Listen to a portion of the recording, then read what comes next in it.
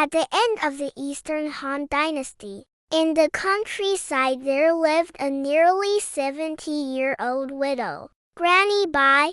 She had lost her husband early in life and had raised a son by herself. But her son was forcibly conscripted by the Yellow Turban Army peasant rebels. When he was only 16, he disappeared for over a decade, with no word of life or death. Granny Bai lived alone, with no one to depend on, suffering in loneliness. She did not even have anyone to talk to, and her days were extremely harsh. One morning, Granny Bai went to the kitchen to start a fire for cooking. When she opened the rice jar, she saw a rat over half a foot long inside.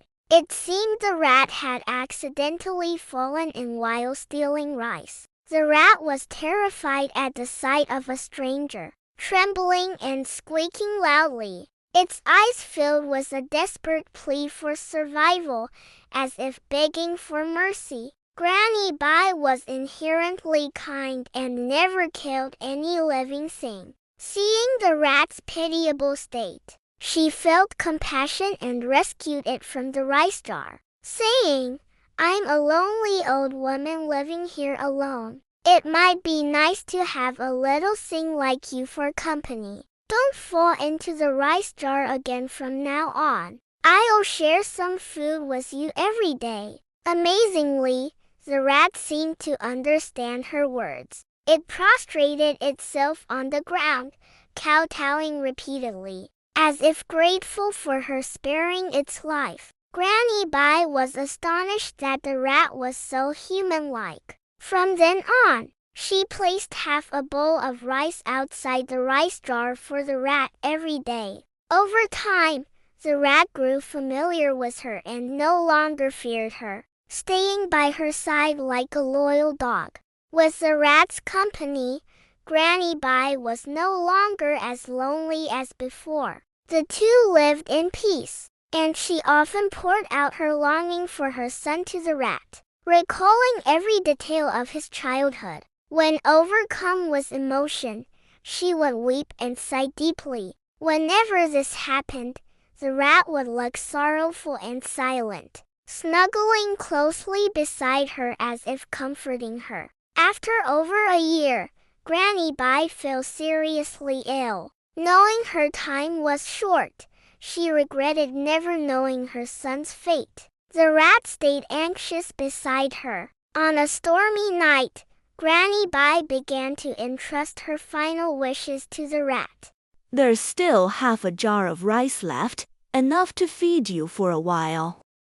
After that, find a good family to stay with." Before she could finish, the rat shed tears, squeaked twice, and ran out of the house. In the late night, after the rain stopped, Granny Bai was half awake when a man pushed open the door, knelt before her, and cried, "Mother, your son has returned. You've suffered all these years." Shocked, Granny Bai sat up and stared closely at the man. Kneeling in the hall was her long-missed son.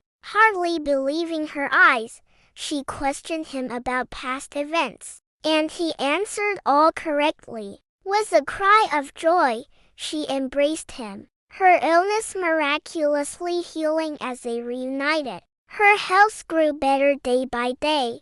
Her son was extremely filial, attending to her every need. Granny Bai often thanked heaven for returning such a devoted son to her. However, since her son's return, the rat had never reappeared. Granny Bai assumed it had fled due to fear of strangers and often mentioned the rat to her son, who would just smile in response. As the Lunar New Year approached, Granny Bai went to the market to buy cloths for new clothes for her son. On her way back, she met a Taoist priest who frowned and said, "Elderly lady, your aura is shrouded in demonic energy.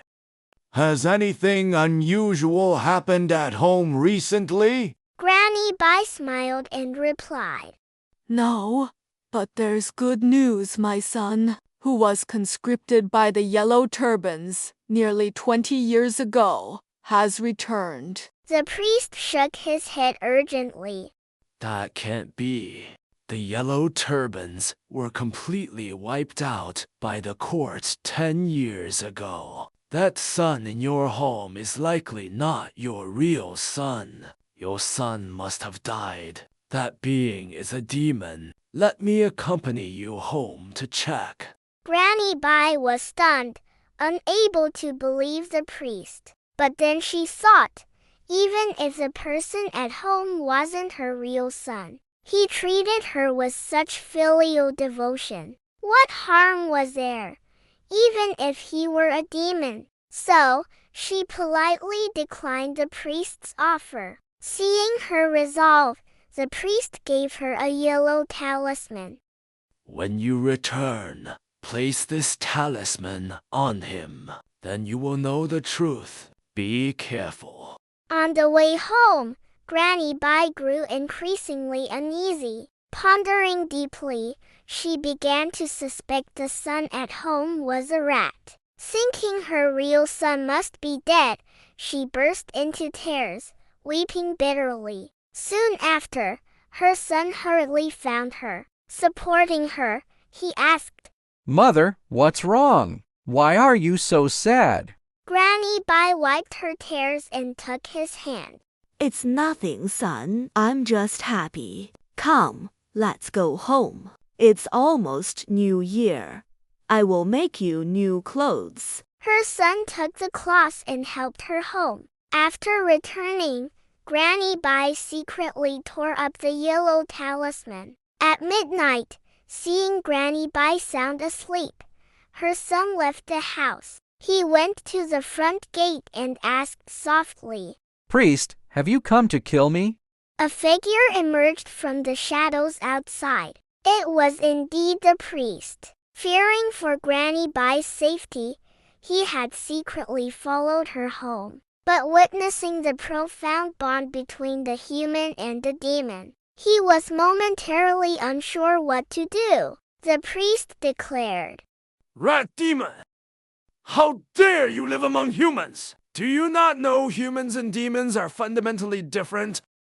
The rat replied, You're right, priest, but I had no choice. The old lady doesn't have long to live. She saved and fed me. How could I let her die with regret? Please grant me a few more days to care for her until the end. After that, I will come to you and accept my death. Touched by the rat's loyalty, the priest sighed and left. Half a year later, Granny Bai's time came. On her deathbed, she told the rat, My child, thank you. I've known for a long time you're not my real son.